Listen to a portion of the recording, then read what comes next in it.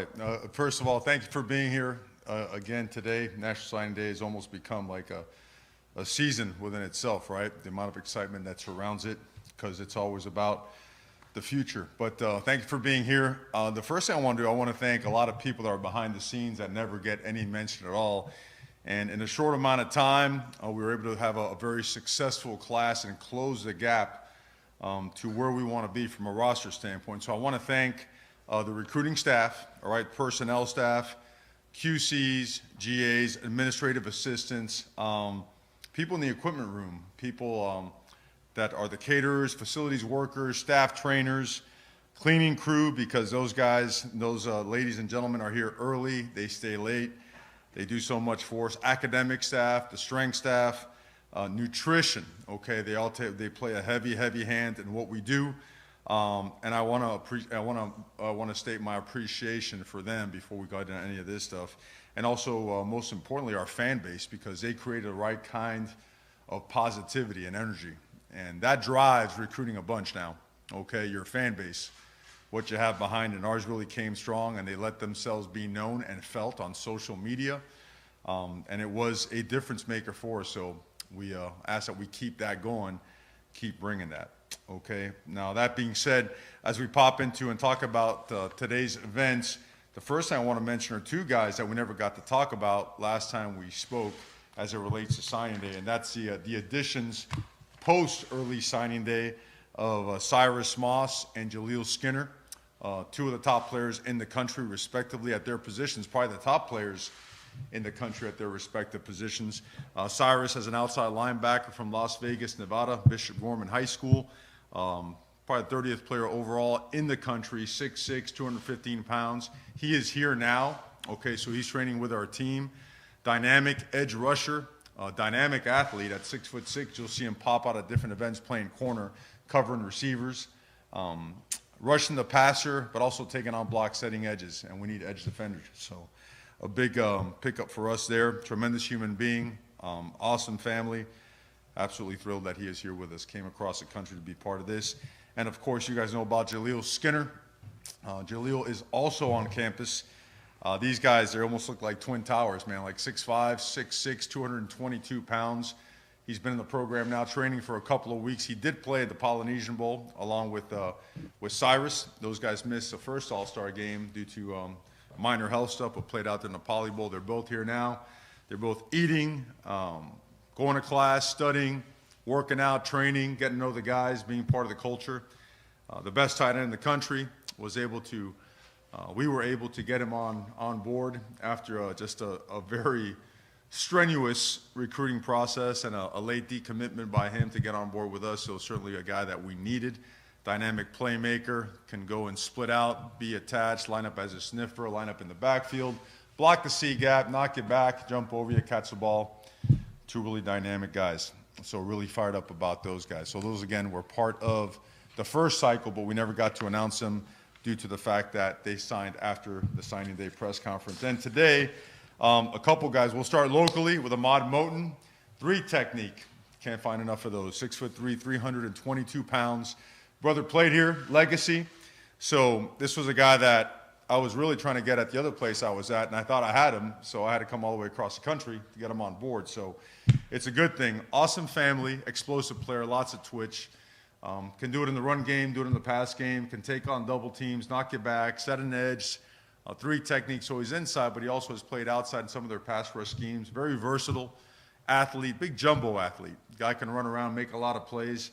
Impressive guy, one of the best D tackles in the country, and another guy that had just about most of the Power 5 offers around the nation, and decided to stay home and make it a statement to let it be known that the backyard is important.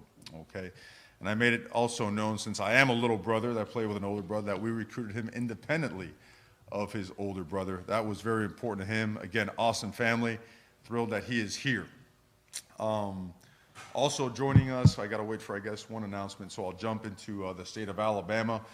Inez Cooper, one of the largest human beings you'll ever see in your life. Hopefully you'll get a chance to see him on campus soon. Inez, defensive tackle, offensive lineman, offensive guard, precisely.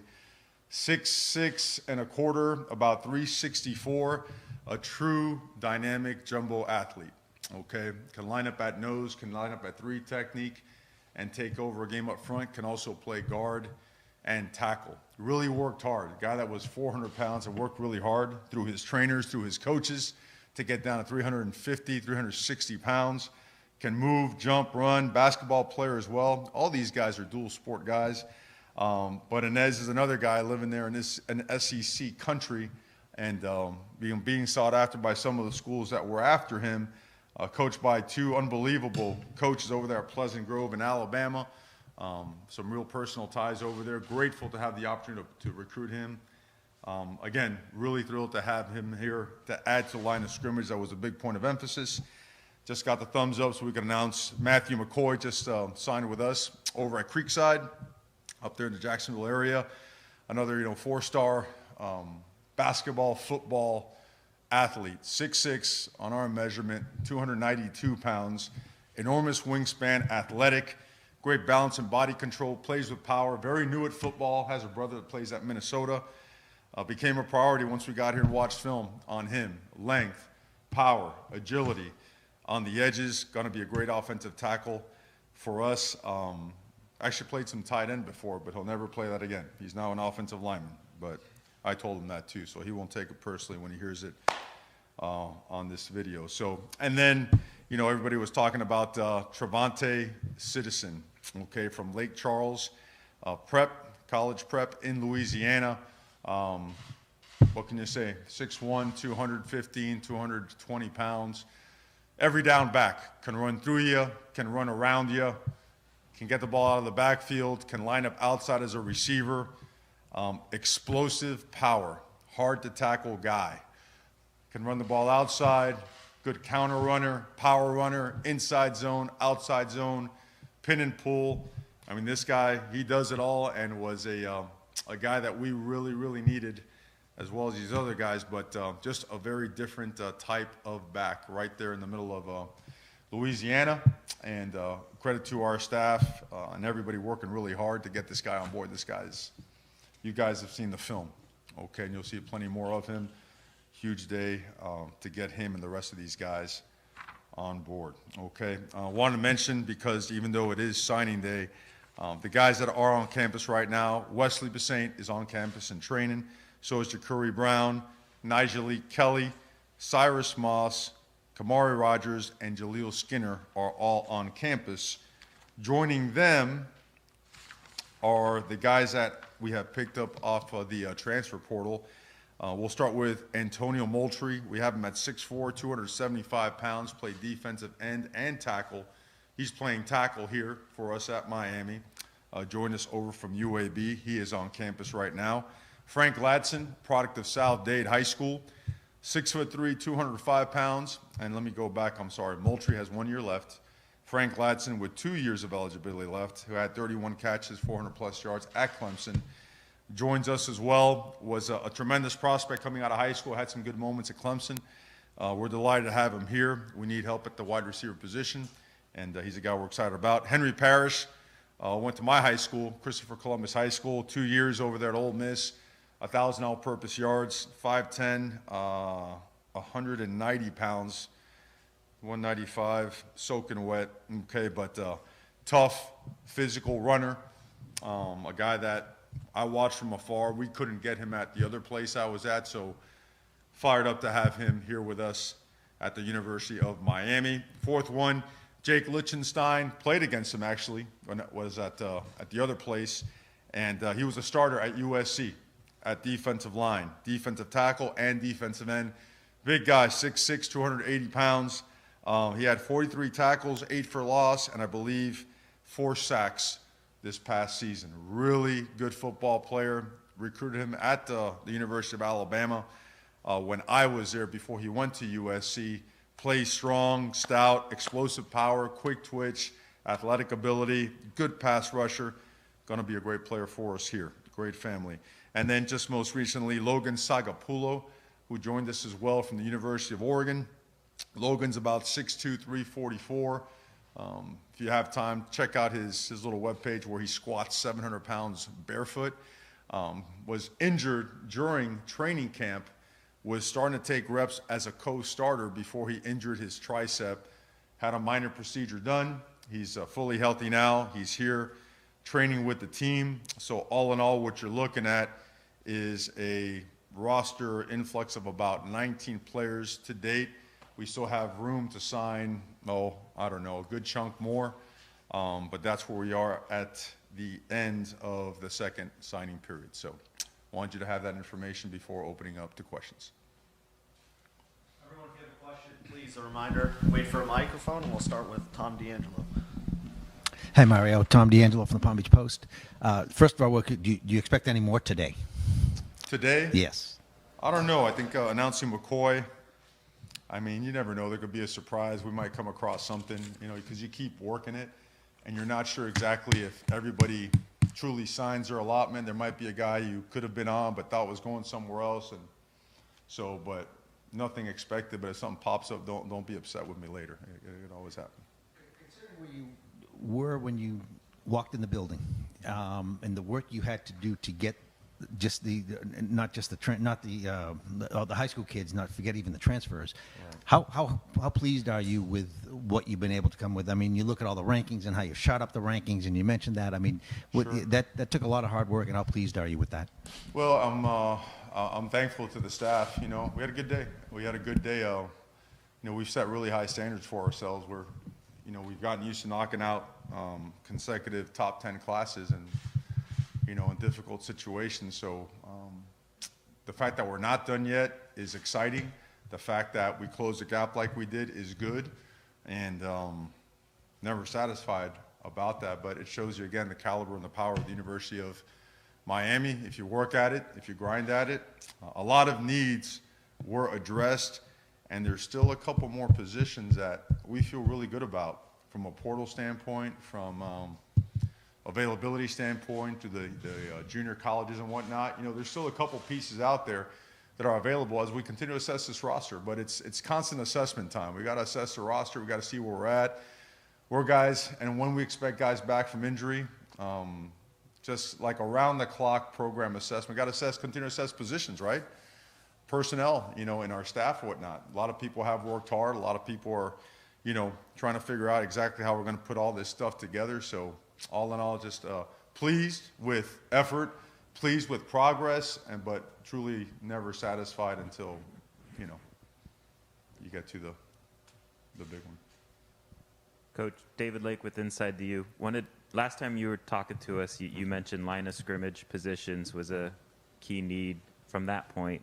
You've added a bunch since then at those spots. Are you pleased with that haul overall? Do you feel like there's still more room to add players in the future via portal, et cetera, et cetera? Absolutely. At the line of scrimmage, it's always, we're always going to make sure that we're addressing those areas, and not only addressing the areas, but trying to elevate them. You want to be elite at those positions. You want to play with, I know I sound like a broken record about explosive power, but, truly, you want to control the line of scrimmage. And to do so, it's got to look a certain way. You got to train a certain way, right? And the only way to get the best out of those guys is to create competition and bring in really, really good football players that are really about physicality and are tough-minded guys. So we've improved that. There's some really good pieces on here, and guys on the edge like Jaleel and Cyrus Moss. They're young, but they're joining a good group of edge guys that we're counting on. All these guys have got to step up. We've got to have a great offseason in the weight room, and that's the part that I probably should have commented on.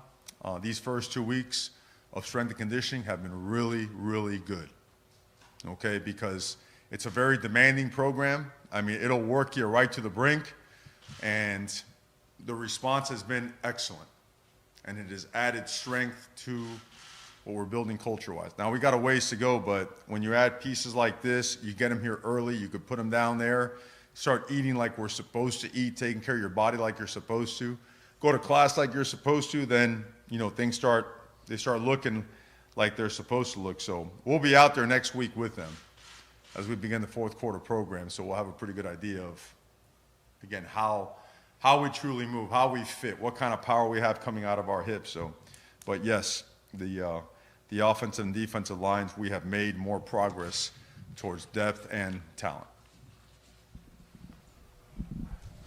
Hey, Coach. Mike Cunha, CBS4. How much did not having a completed staff affect this cycle for you guys? And is there any updates as far as the coaching staff's concerned? Oh, I don't think it does. You know, at the end of the day, it's going to be the philosophy of the head coach.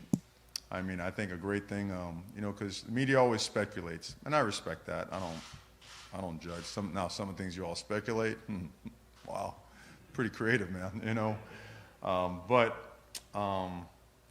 I think this. I think if you took, for example, a corners coach around the country and just took data analysis and said, all right, how long is a guy actually coaching corners at a particular school? It'd probably be 1.5, 1.7 years, you know?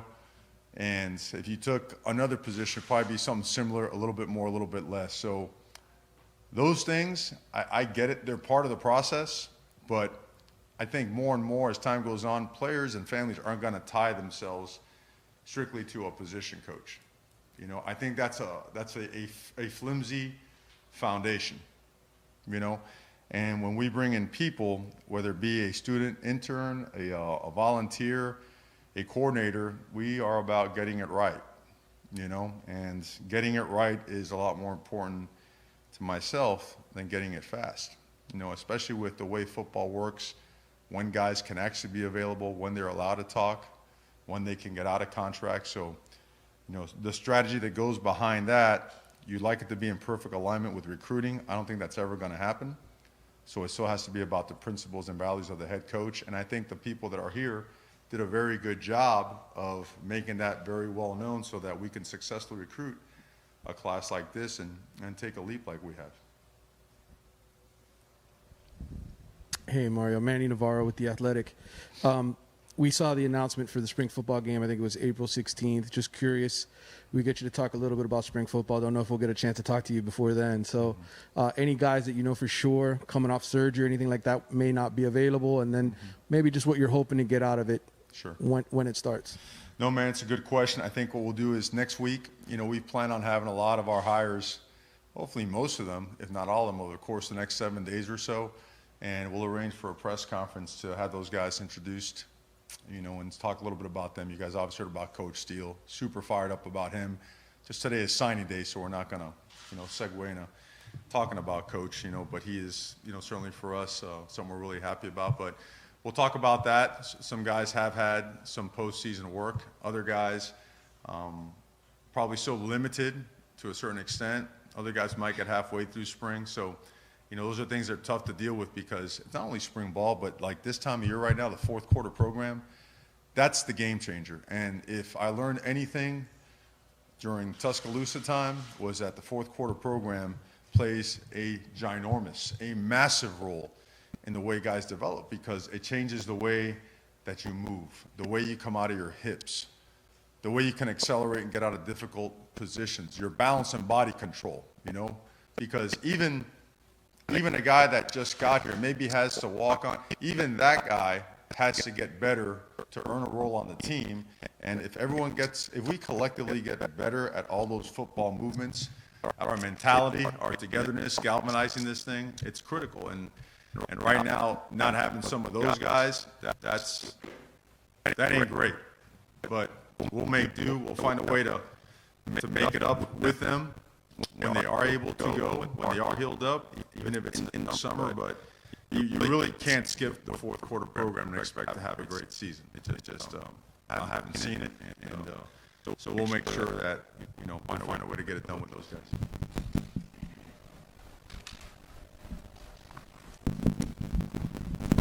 Hey, Mario, Gary Furman, Kingsport.com. The evolution of college football from a talent acquisition standpoint, I think you're utilizing it, if I'm not mistaken, more than you probably have at any time in your career when you talk about early signing, the transfer portal, late signing now, and you're talking about what you might pick up over the next 2, 3, 4, 5 months. It's almost NFL-like year-round. Can you talk about that and how that impacts how you build a program? Well, I think you summed it up perfectly. Year-round. And as we have discussions like today, we had a coach's conference call the ACC. We were running back and forth, trying to get a guy come in. So I apologize for not being able to be there for all of it. That was a big point of contention. Is we need to designate certain periods of time, not trying to limit people, but just trying to just organize it a little bit better so that everyone knows what they have to do, because it does become a safety issue. It does become being able to practice and feel a really good team. And, I mean, the issues are all over the place. And some that coaches probably have to, be held accountable to as well.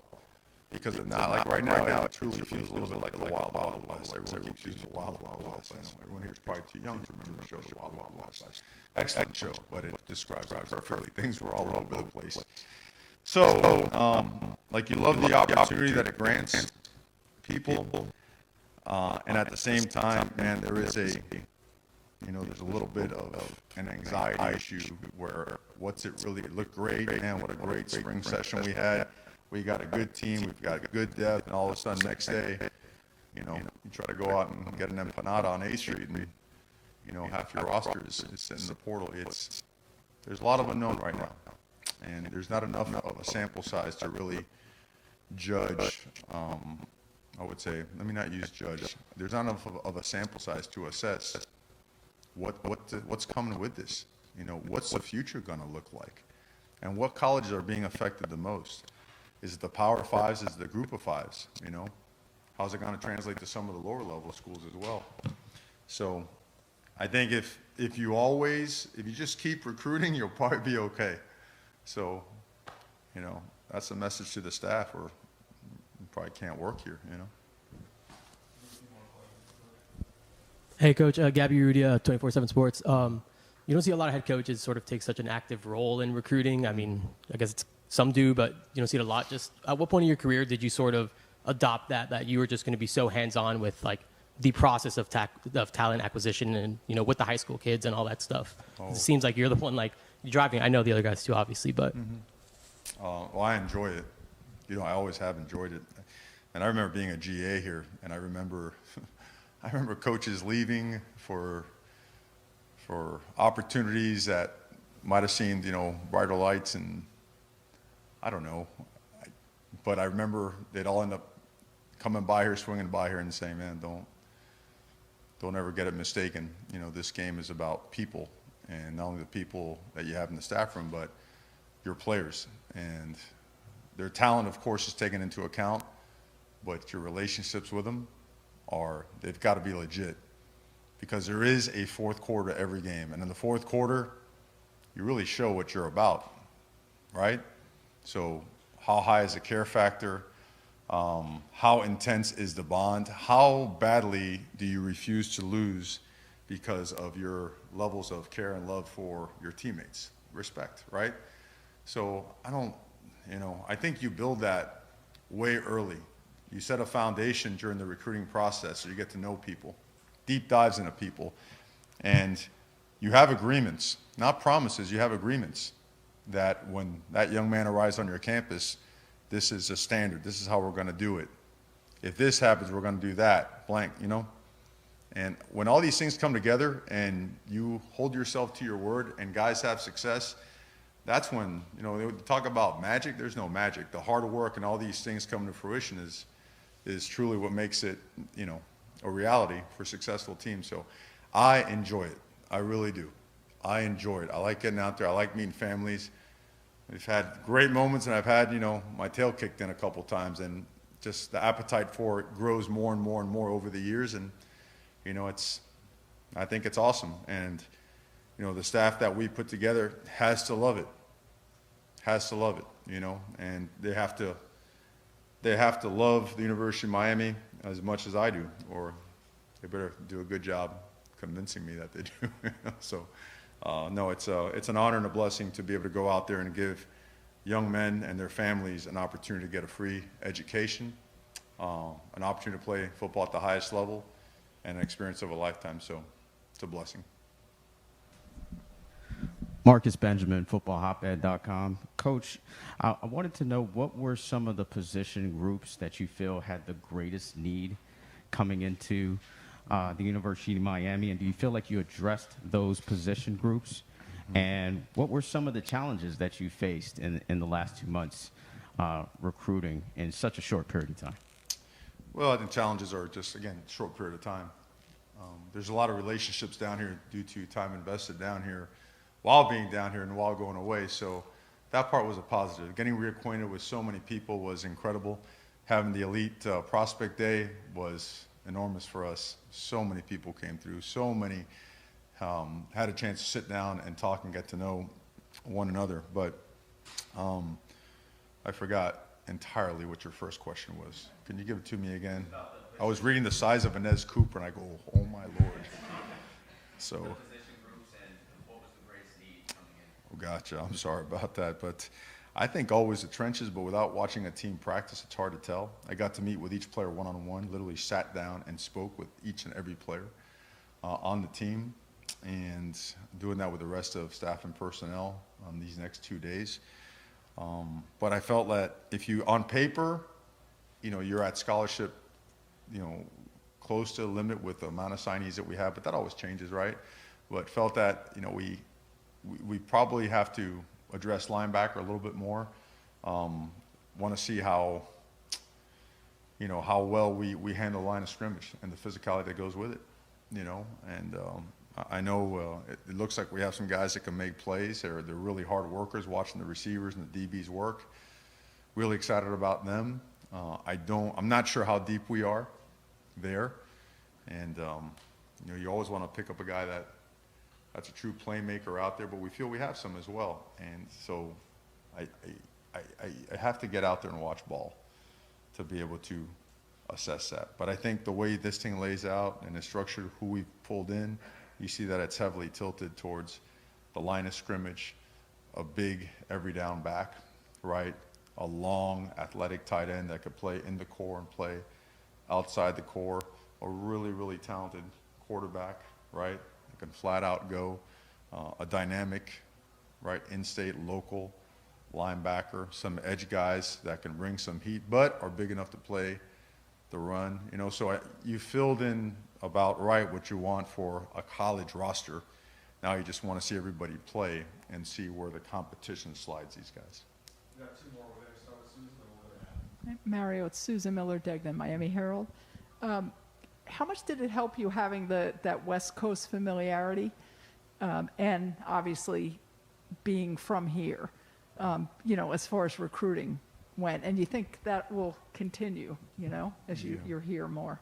Well, when I originally went out to the West Coast, that was one of the most appealing things. I felt like, if you have to check boxes and become familiar with different regions, the West Coast was a box I hadn't checked yet. Now, I should have checked the map exactly first, because that's pretty far up there. But I think a couple things. Number one, at the University of Miami, you've got to win home base. And you got to win home base by making sure it's the right guys, difference makers, impact guys that want to get after it and do it the right way. And home base is the entire state of Florida, And I love the old school state of Miami Coach Schnellenberger approach, which is fantastic.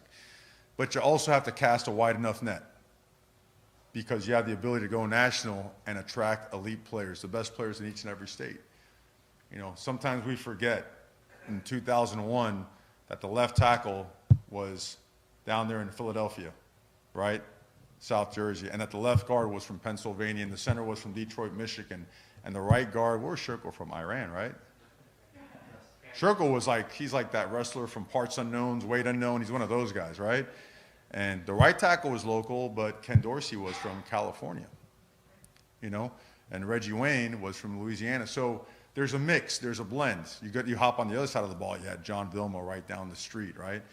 You got Sean Taylor, rest in peace, right down the street, right? Philip Buchanan, upstate. Mike Rump, a little bit upstate. So it's a blend. It's a combination of the best of the best. And when you can do that and you don't have any cliques in the locker room and you're attempting to bring a team together with culture, we feel it works better that way, because that's a reflection of what the world is. That's a reflection of an NFL locker room too, right? Different parts of the country, different shapes, different sizes. So, but it's helpful because that's a lot of traveling. That's how we've done a lot of traveling. We've gotten to see a lot of people, meet a lot of people, and create some great relationships, and that will continue to grow with the off season, as we have our camps, as we invite people to campus for clinics, as we make our way around the state and do our guest speaking. So, you know, lots of work to do. As we go around and talk, it's they're excited, but we also understand we have a lot of work to do. We'll wrap up with Adam here. Hi, Coach. Adam Lichtenstein from the Sun Sentinel. No relation, huh? No, surprisingly not. There's not a lot of us. I always wondered that, man. But now you cleared it up for me. No relation. But yeah, now that the 2022 class is basically wrapped up, how much are you looking forward to getting a chance to recruit these kids from the 2023 class, the 2024 class, and kind of have more time to, you know, a full cycle to recruit these kids? Yeah, well, it's not wrapped up. I mean, it's not. I mean, there's still more pieces. There will be. And then 23, you catch up first, it'll be the first full cycle 1 year out. You want to be 2 years out. That's what you want to be. But there has been some crossover with some of the 23s that we had started on, you know, back at when we were at the other place as well. So, no, it is exciting because now it's, you know, January, unless it's a situation like this, should not be a scramble. You know, this was like planes, trains, and automobiles now. I mean, this was like, I was looking for John Candy at every corner, you know. And January should be dedicated to stopping at the schools and get your eyes on the next year's class. And maybe a couple more pieces, you know, or waiting on a premier piece. So that's when you're really rolling, you know, when that signing class is 95% done on the first go around, and now you are full throttle on the next one, you know, that's when. But to say I'm excited might be the understatement of the year. Thank you, everyone, for being here today. Okay. Thank you, Coach, for your time. Yeah, guys, thank you very much. Appreciate you. Excited, really, really excited. So go Canes.